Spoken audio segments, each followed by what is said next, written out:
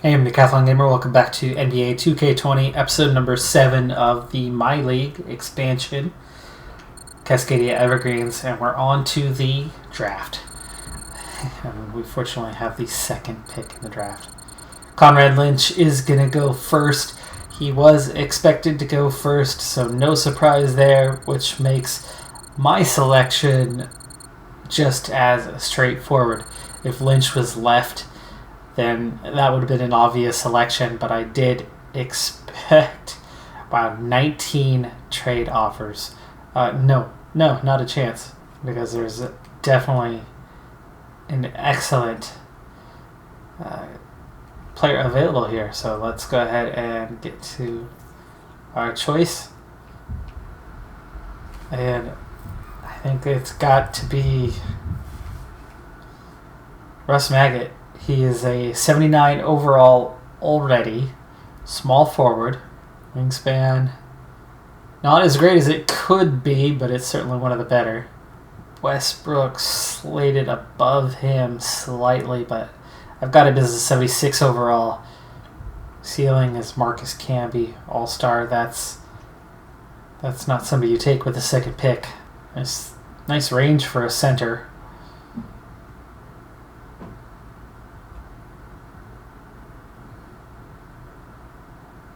But potential is only a B+, and just a 76 overall right now, when we have Russ Maggot going back, inside scoring in A, mid-range B+. Not great 3-point range, but a B is certainly not bad. Good playmaking ability, good perimeter defense. Really needs some work on that post defense, though. Not much of a rebounder. Actually, just a B+ overall as well, but a 79 currently. Small forward and shooting guard. Good offense. Excellent driving layup. That's one thing I like, because obviously if you watched my play style, that's how I create a lot of our chances. Lateral quickness, that's going to help a lot. Ooh, speed is only a 57. He's slow. Great vertical. Dang. One finishing badge is all he has right now, but that's okay. He's not second on every list. He's third on some. But this is not a player you pass up on. I like personality-wise that he's laid back. I think that could be a good thing. Could be easier to hang on to that way. And so, yes, it's going to be Russ Maggot with the second pick in the draft, ahead of Kenny Irving, who's a 75 overall power forward. Not a good defender at all. Yeah.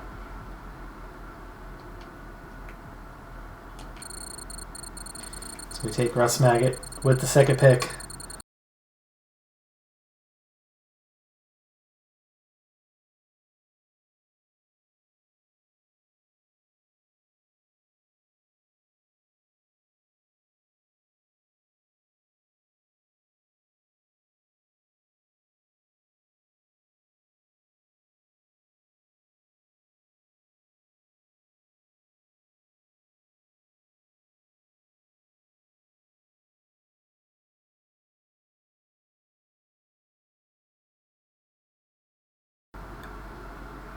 Onto our second pick, all the way down at 36 for that one.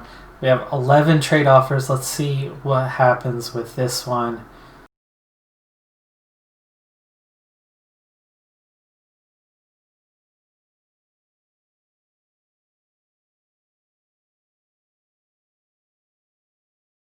Alright, so here we go. We have our pick. Alright, so the player that I have scouted the best in the lower end of things, we have 100% scouting on him, so we really do know a lot about him. Now, he's not a great scorer right now, but he's okay. He's capable as an inside scorer. He's got actually better perimeter defense than most post players. His inside post defense definitely needs some work. His rebounding is not too far off. But his potential is an A+, meaning his ability to improve is pretty drastic. He's only a 71 overall right now, which definitely puts him on that lower end, a guy you want to develop in the G League. But I think that potential, that super, super high potential, is something as this team grows, as this team develops, can't look past. Position rank is 5th, so it's not like he's that far off. And I desperately need post players.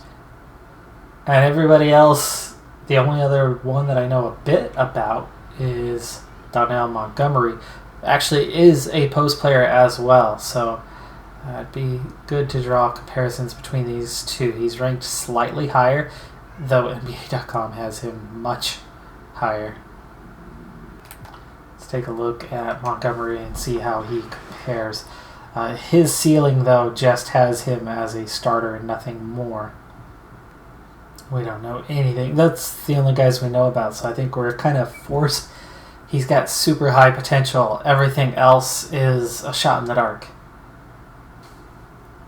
So I tried to have a look at some of the other players, but we really, really don't know enough about any of them. And Barry Burns, with that super high potential, has to be the direction I go with this second pick. And so it will be.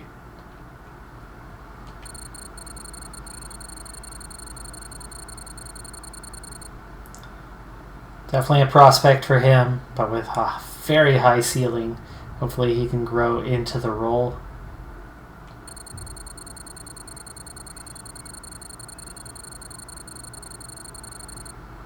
Best in the nation in rebounding in college.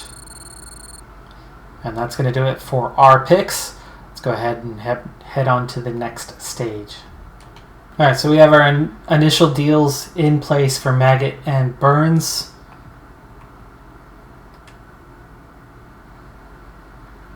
We'll go on to team and player options, which is going to be big for me because we do have quite a few expiring and guys that don't want to re-sign. So I've got to do what I can to try to offer something to either get something in return or possibly hang on to a few players. Malik Beasley, Podol, among the key re-signings that hopefully we could do something with. Otherwise we're going to be in a bit of trouble. Though free agency certainly is one way to go. Good news for me, Otto Porter and Caldwell Pope both accepting their player options. Johnson has declined his, but I'm much less worried about losing Johnson than I am Porter or Caldwell Pope, even though Porter's making way too much money for what he brings to the team. But with our weakness at post, he'll certainly help us there. Oof, Davis has declined his option.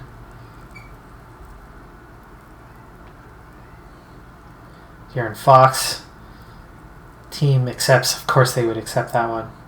Excellent young player. Hayward. Fournier has declined. So we open with qualifying offers for all four of Podol, Melton, Beasley, Bogdanovich. I'm not sure there's anything else I can do besides give the qualifying offer to each of them. And I would certainly be willing to pay more for three of these guys. Melton, the only one that I wouldn't want to pay more on. So none of the best players are going to be available to me in this free agency, as we still have a bit of money tied into this team that puts us over the cap. Even though we only had three players making decent money, that combination is still there and we're still locked into it. So actually in free agency we're going to really struggle to do anything until some of that money frees up. We're a little better off than I thought when it came to the expiring contracts. We did take care of a lot of it, and we're still locked into some guys. But right now there's the possibility that we're going to be very light in post, and it's shooting guard. But for shooting guard, we have point guards and small forwards, that multiple ones that can all play shooting guards. We'll be okay. We have the talent there. It's the post that I'm really worried about right now, as we don't necessarily have any quality coming back in that area. So I don't think I can do anything here necessarily, but Andre Drummond is definitely one of the better players available, just 26 years of age.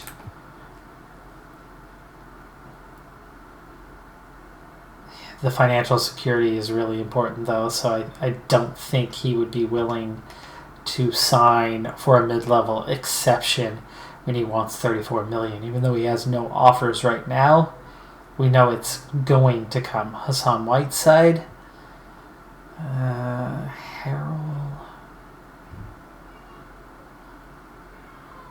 Harold might be an option. What does he think? It's only important. It's not crazy important. So I don't know what we would be able to do with him. See, we have this cap room issue. So to adjust that to where it works, we're way below what can be offered.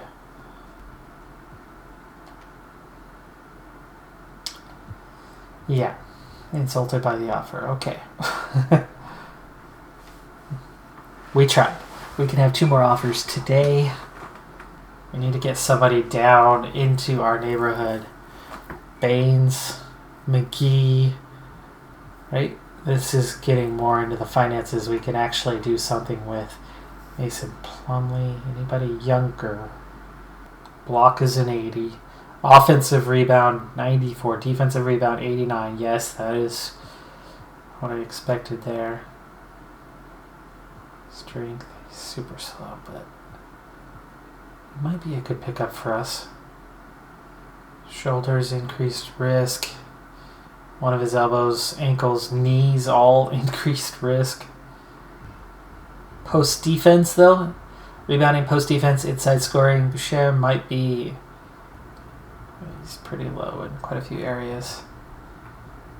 Blocking, rebounding, though, are definitely good.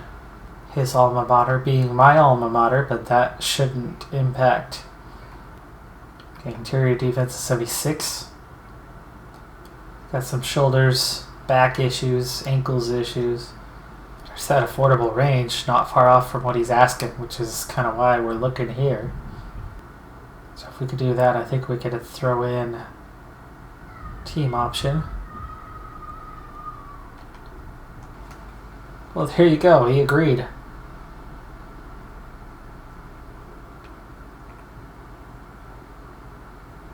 Okay. Malik Beasley. I don't want to renounce rights. So we're still in the moratorium, so that hasn't gone through Boucher officially, but we did get our guy. And then there's just so many unknowns as to what's going to happen with my existing guys, and we might have already signed the one and only that we're going to be able to. Alright, so Melton... No, I will not match that, actually. So we're going to decline. We're going to let Melton go. Okay, I might try to match this one. 3 years, 40 million. So he's making a little over 10 a year. But is that big shooting guard that I would definitely like to get back. So we will try to match. There's no option in it. First day of free agency. There you go. Verbal agreements now officially sign their contracts. Mid-level exception space available. Day 11 of 12, and no change on Beasley, Podol, Johnson, or the trade exception with Millsap. So I think as we head into the final day... Oh, okay. Let's see what happens with Beasley. He gets an offer on the final day. 1 year, 10 million. I am willing to pay that. We will match that, yes.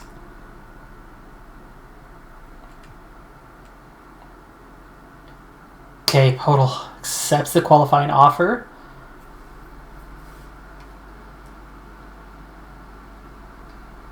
No word on the others. So checking the front office. Here's how we're looking now. Let's break it down by position. Point guard, we're a little overloaded. Conley, the old man, I think it's time to try to move him on. He's in the last year of his deal. Rozier, Holiday, Jerome, I think that's a good front three there. So Conley needs to move along this season. Bogdanovich and Beasley at shooting guard. Maggot coming in. Porter, Caldwell Pope. And then Cody Martin. Martin definitely needs to be traded. He was there by chance anyway. Power forward, though, really hurting just Grant Williams. And then at center, Boucher, Podol, main guys. Kabengele to develop, Burns to develop, and somebody from there is definitely going to be playing down at power forward. But that's what I'm missing right now, is the power forward position. So Bogdanovich improves, Boucher up to a 79, Podol up to a 79, Conley down to a 77, Holiday up 2 points, Jerome jumps 3 points, William jumps 3 points. Potential stays the same. Definite improvement in the roster, and that's why we went young, and we do really see that play through, with the only exception being Mike Conley, who now at 32 and at a ridiculous salary, it's going to be hard to get rid of, but with the expiring contract, there are teams that will want that.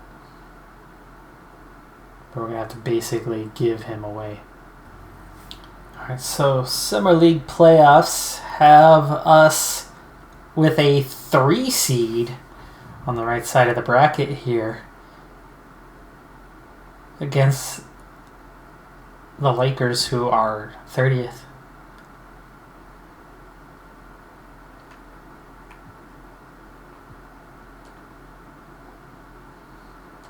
Oh, but we lose. Okay, we're out.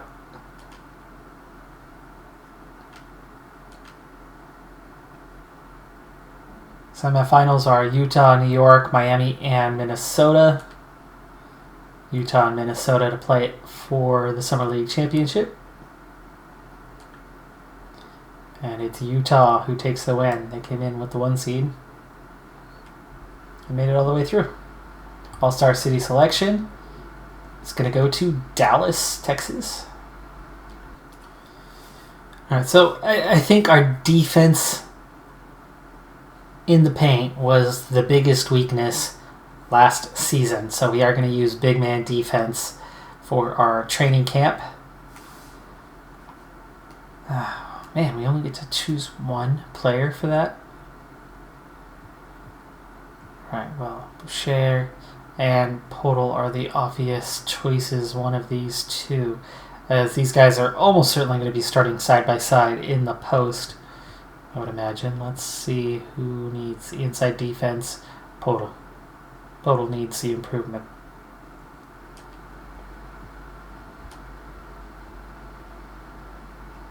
So help defense IQ goes up 2 points. Blocking goes up from a 92 to a 94. Interior defense.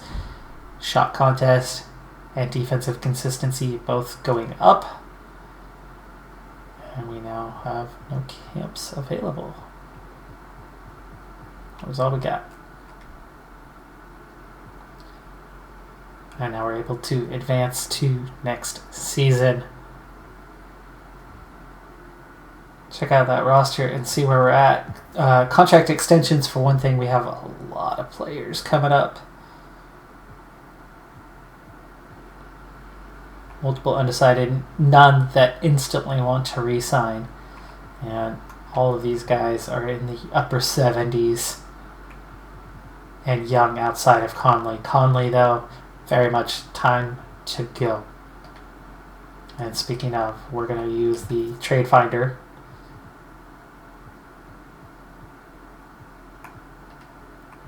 See if we can get Conley moved along with Cody Martin, I think.